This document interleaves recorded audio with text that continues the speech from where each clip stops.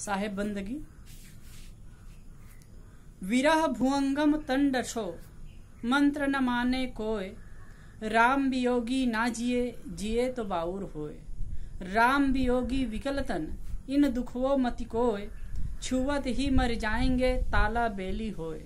विरह भुअंगम पैठ के किन्न करेजे घाव, साधु अंग न मोरी हैं जो भावे त्यो खाओ। ये तीन साखी एक ही विषय पर है। अपने से भिन्न परमात्मा मानकर, अपने से भिन्न सत्ता मानकर, अपना प्राप्तव्य मानकर और विरह में पीड़ित रहते हैं, उनका एक सुंदर चित्रण इन तीनों साखियों में किया गया है। थोड़ा ये साखी को ही देखते हैं, साखी के माध्यम से थोड़ी बात समझने की चेष्टा करते हैं। विरह भुवंगम तन डसो मंत्र न माने कोय।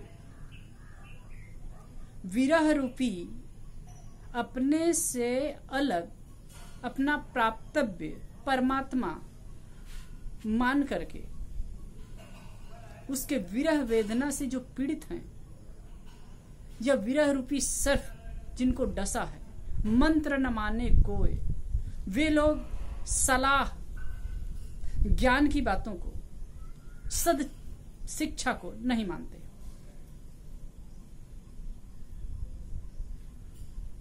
राम वियोगी ना जिए जिए तो बाउर होए। और ऐसे राम वियोगी लोग, अपने से भिन्न परमात्मा तत्व को मानने वाले लोग जीते नहीं हैं। जिए तो बाउर होए, और जी जाए तो पगला जाते हैं। कई ऐसे लोगों को देखा जाता है, अच्छे अच्छे लोग होते हैं, अपने से भिन्न परमात्मा मान करके ऐसे व्यवहार करते हैं, ऐसे उनकी क्रिया होती है, बड़ा आश्चर्य लगता है।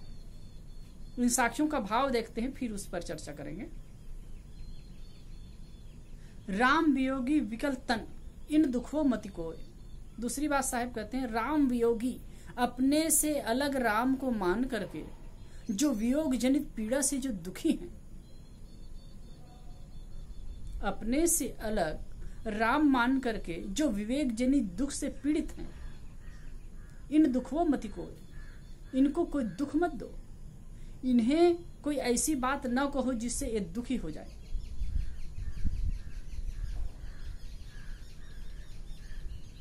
छुवत ही मर जाएंगे ताला बेली हो, छूते ही कुछ भी बात कर रहे हैं तो मर जाएंगे, दुखी हो जाएंगे, अशांत हो जाएंगे और ताला बेली तड़फड़ाएंगे, विचलित हो जाएंगे। विरह भवंगम पैठ के किन्न करेजे घाव। विरह रूपी जो सर्प है, अपने से भिन्न राम मान करके उस विरह से, विरह रूपी सर्प ने जिसे डस लिया और उसका जो घाव बन गया, मतलब विरह जनित पीड़ा से जो पीड़ित हैं, तो वो व्यक्ति की स्थिति क्या होती है, जिसके हृदय में वो घाव हो गया है। साधु अंग न मारी हैं, मोरी हैं। साधु अंग, ऐसे साधक, ऐसे लोग अपने अंग को बचाते नहीं हैं। जो भावे त्यो खाओ। वो विरह जनित पीड़ा में ही पीड़ित रहते हैं और मानो कहते हैं कि भाई जैसे है ये सर्फ खाए, जैसे ये पीड़ा से हम पीड़ित है, तो जिस प्रकार से दुख में दुखी रहे, मतलब उसी को अच्छा मानते, उसी को जीवन के लिए एक औषध मानते।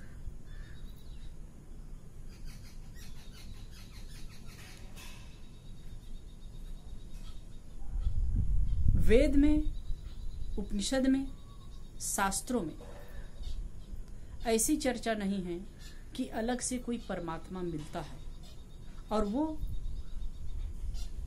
प्राप्त करने के बाद में हमारा दुख दूर कर देगा। उपनिषद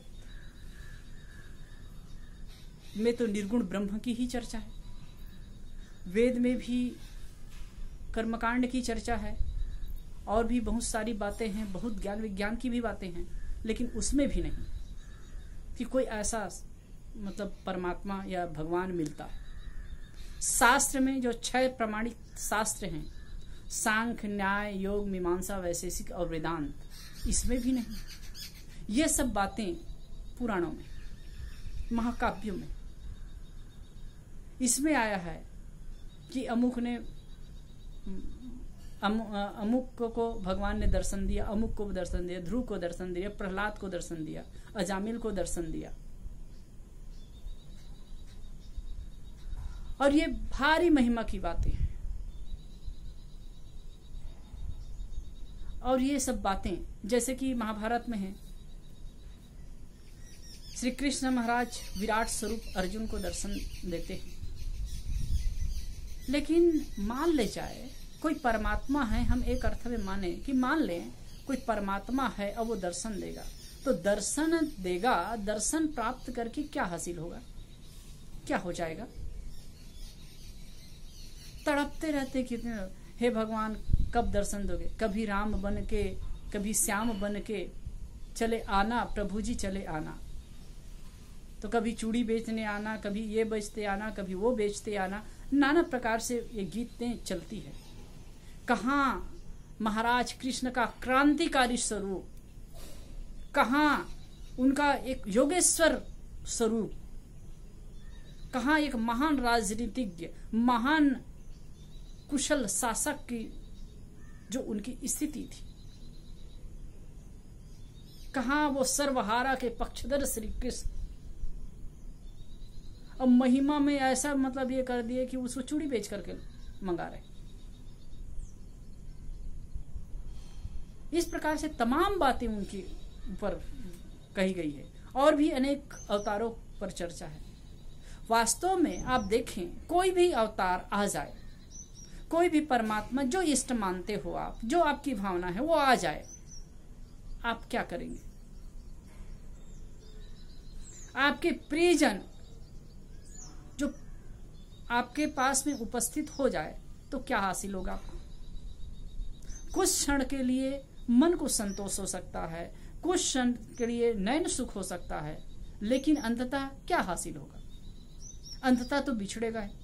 जो मिला है वो तो बिछड़ेगा है, जो मिलता है छूट जाता है, जुड़ता सो टूट जाता। जो मिला है वो तो छूटने वाला है। अभी तक के नहीं मिला है परमात्मा, मिल जाएगा तो छूट जाएगा, ये स्वाभाविक सी बात है। और जो मिल गया, मिल करके छूट जाएगा, तो उससे क्या हासिल हो सकता है?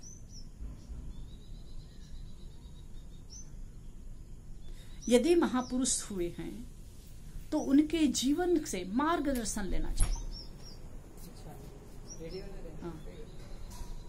मार्गदर्शन लेना चाहिए, उनसे सीख लेनी चाहिए। उन्होंने जीवन में क्या जिया, क्या बताया, क्या मार्गदर्शन दिया, उस चीज को हमें जीवन में अपनाना चाहिए, उसे जीवन में लागू करना चाहिए। और यही उनके जीवन का मकसद भी रहा है। अब नहीं जी, हम तो आरती पूजा करेंगे, वो से दर्शन मांगेंगे। लेकिन मैं एक बात कहूं, जिनको जैसे कि हम हिंदू परंपरा के अनुसार कहें, राम को, कृष्ण को, विष्णु को, शिव को हम मानते हैं, यदि वो उस रूप में आज आ जाए तो क्या हमारा एक जमीर है एक्सेप्ट कर पाएगा उसे? यदि आप राम या कृष्ण की पूजा करते हैं और कोई काला करलूटा आदमी आए, एक धनवा बांध लेकर के आपके दरवाजे पर आए, मोर पंखधारी कोई आपके घर के सामने आ जाए, क्या आप पहचान पाओगे? क्या एक्सेप्ट कर पाओगे? पहली बात तो ऐसे ही है कि कोई एक्सेप्ट भी नहीं कर पाएगा।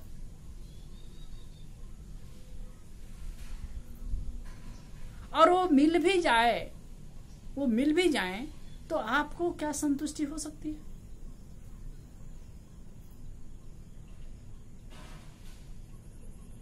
लेकिन इतने विरह व्यथा में रहते हैं। कुछ दिन की पहले की घटना है, इलाहाबाद के आईजी या डीआईजी थे शायद,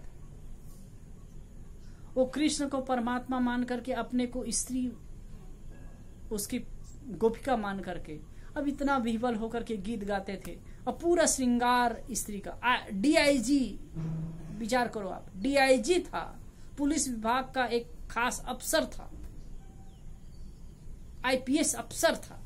वह आदमी, वह व्यक्ति कृष्ण को परमात्मा मान करके और उसकी गोपिका स्त्री बन करके और जो अपना एक भाव रचता था, विवल होता था।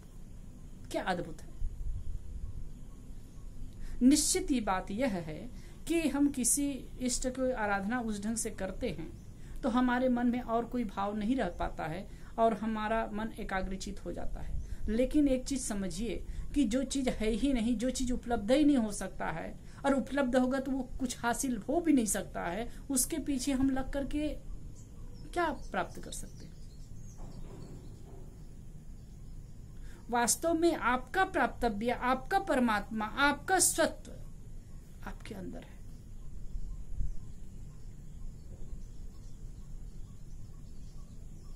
अंतः शरीरे ज्योतिमयो ही शुभ्रो यम पश्यन्ति क्षीणदोषा यत्यः क्षीणदोषा। अंतः शरीरे, शरीर के भीतर है। अंतः शरीरे ज्योतिर्मयो, ज्योतिर्मय जो आत्मा है, ही शुभ्रो जो शुभ्रमान है, शोभायमान है, प्रकाश स्वरूप है, चमकदार है। यम पश्यन्ति यत्यः क्षीणदोषा, उसे वही देख सकता है। कौन? यत्यः, यत्न पूर्वक दोष को छीड़ कर देता है। यत्यः क्षीणदोषा, ये उपनिषद का वचन है।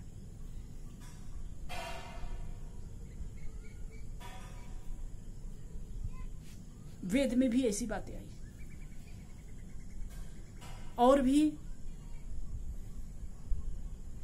जैसे योग दर्शन की हम बात लें, योग दर्शन बहुत महत्वपूर्ण बात करता है योग के बारे में। योग करते हैं, साधना करते हैं तो साधना का आलंबन है, साधना करना है। साधना में मन निग्रह की बात कर रही, साधना करके ध्यान करके कुछ प्राप्त करने की बात वो नहीं कहता। योग दर्शन का प्रथम सूत्र है योगश्चित्त वृत्ति निरोधः।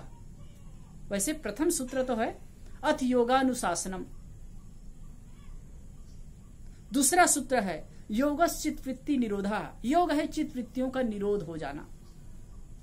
तो कहते हैं कि जो चित्त वृत्ति का निरोध हो जाएगा फिर क्या होगा? तो कहे तदा द्रष्टु स्वरूपे अवस्थानम, तब दृष्टा की अपने स्वरूप में स्थिति हो जाएगी। इसमें बाहर से कुछ प्राप्त करने की बात नहीं। हालांकि उसमें एक ईश्वर की कल्पना की गई, ईश्वर की भावना की गई है, लेकिन वो बाह्य विषय है योग दर्शन का, अंतरंग विषय नहीं है। उसको प्राप्त नहीं करना है, वो प्राप्तव्य विषय है ही नहीं। वो तो कहते हैं जिस प्रकार से आप अन्य साधन को लेकर के मन को एकाग्र कर सकते हो, मन को शांत कर सकते हो, मन को नियोजित कर सकते हो, मन को निर्विचार करने, निर्विषय करने के लिए एक आधार ले सकते हो, उसी प्रकार से ईश्वर है। और ईश्वर क्या है? क्लेश कर्म विपाक से रहित है, सदा सदा से। और उसका आधार लेकर के तुम भी क्लेश कर्म और विपाक से रहित हो जाओगे। तो ये बात आई है।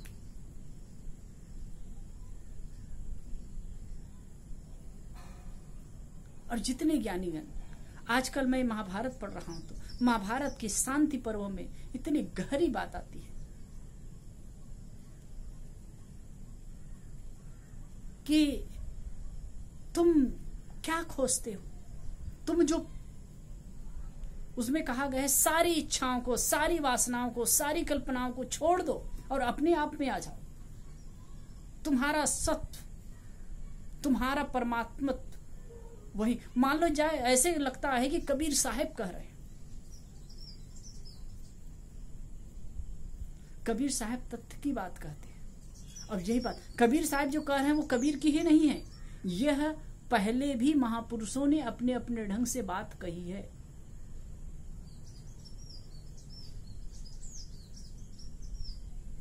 सांख्य दर्शन में, उपनिषद में है, जगह जगह ये बात आई है। अड़ोड़ियान महतो महियान आत्मस्य जंतो निहितो गुहयाम तमक ऋतु पश्यति विश्व को धातु प्रसादान महिमान मात्मन। अब ये क्या है? अड़ो अड़ीरान महतो महियान, ये जो आत्मा है अणु से अणु है, लेकिन गुण में महतो महियान है, महान से महान है। तमक ऋतु पश्यति विश्व को अड़ो अड़ीयान महतो महियान, आत्म से जंतो निहितो गुहायाम, ये जो है आत्मज से जंतो निहितो गुहायाम, ये तो प्राणियों के हृदय गुफा में रहता है। तमक ऋतु पश्यति विश्व को, उसे कर्म प्रपंचों से रहित व्यक्ति ही समझ सकता है, जान सकता है। अब उसको जान करके शोक से पार हो जाता है। धातु प्रसादान महिमान आत्मना, मन इंद्रियों के प्रसाद होने पर, शुद्ध होने पर वो अपनी आत्मा की महिमा में प्रतिष्ठित हो जाता है। कितनी गहरी बात इसमें है। इसमें भी कुछ पाने की बात नहीं। मैं योग दर्शन की अभी बात कर रहा था कि योग का फल क्या है, तदा दृष्टु स्वरूपे अवस्थानम, तब दृष्टा की अपने स्वरूप में स्थिति होती है। अब कबीर साहब तो सीधी सी बात कहते हैं कि यह मन तो निर्मल भया जैसे गंगा नीर, पीछे पीछे हरि फिरे, कहत कबीर कबीर। ये जो मन है निर्मल जब हो जाए, गंगा नीर के समान हो जाए, फिर हरि को खोजने की आवश्यकता नहीं, वह तो आपके पास है साहब। लेकिन जो वियोग जनित पीड़ा से पीड़ित रहते हैं लोग, अपने से भिन्न मान करके जो तड़पते हैं, तो उनकी दशा का यहाँ चित्रण करते हैं साहब कि वो इतने विचलित, अशांत और दुखी होते हैं। जो सामान्य रूप से कोई लड़की और लड़का एक दूसरे के विरह में रहते हैं, उनकी जो स्थिति देखो वही बड़ी विचित्र और दयनीय होती है। अब यहाँ तो अपने से भिन्न परमात्मा मान करके आध्यात्मिक जगत में होते हैं, रोते ललाते रहते हैं, तड़पते रहते हैं।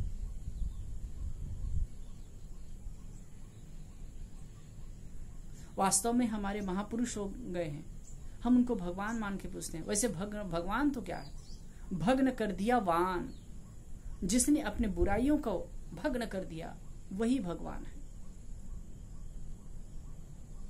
और ईश्वर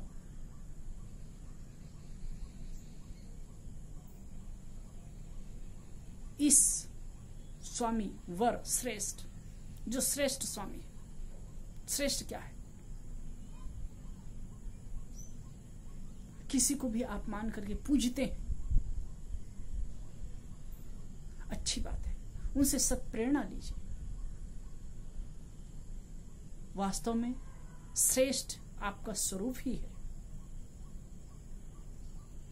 बाह्य जगत और जगत संबंधी प्राणी पदार्थ ये गौण है, आपका सत्य ही महान है। और जितने भी हमारे भारतीय परंपरा में महापुरुष हुए, उन्होंने अंततः इंगित किया अपनी ओर। जो उपनिषद के वाक्य हैं, अहम ब्रह्मास्मि, मैं ब्रह्म हूं, तत्त्वमसि, वह तू है, प्रज्ञानम ब्रह्म, अयमात्मा ब्रह्म, ये आत्मा ही ब्रह्म है। और अंततः प्रज्ञानम ब्रह्म कहते हैं। उत्तम पुरुष, मध्यम पुरुष और अन्य पुरुष। उत्तम पुरुष अहम ब्रह्मास्मि, मैं ब्रह्म हूं। मध्यम पुरुष वह तू है जिसे तू ढूंढता है, तत्त्वमसि, वह तू है। अयम आत्मा ब्रह्म, यह आत्मा ही ब्रह्म है। प्रज्ञानम ब्रह्म, और अंततः कहते हैं ज्ञान ही ब्रह्म है। ये ज्ञान स्वरूप आत्मा ही ब्रह्म है। यह बात सद्गुरु कबीर अपनी वाणी में जगह जगह इस पर कहते हैं और कील ठोकते हैं। इसको हमको समझना है, जानना है। और इसको समझने के लिए ऐसा नहीं कबीर साहब कह रहे हैं इसलिए मान लीजिए, कबीर साहब कह रहे हैं इसको विचार भी कीजिए, अब शास्त्रों में भी मंथन कीजिए। ये बात आपको जगह जगह मिलेगी। अब इस चीज को आप समझ सकते हैं, जान सकते हैं।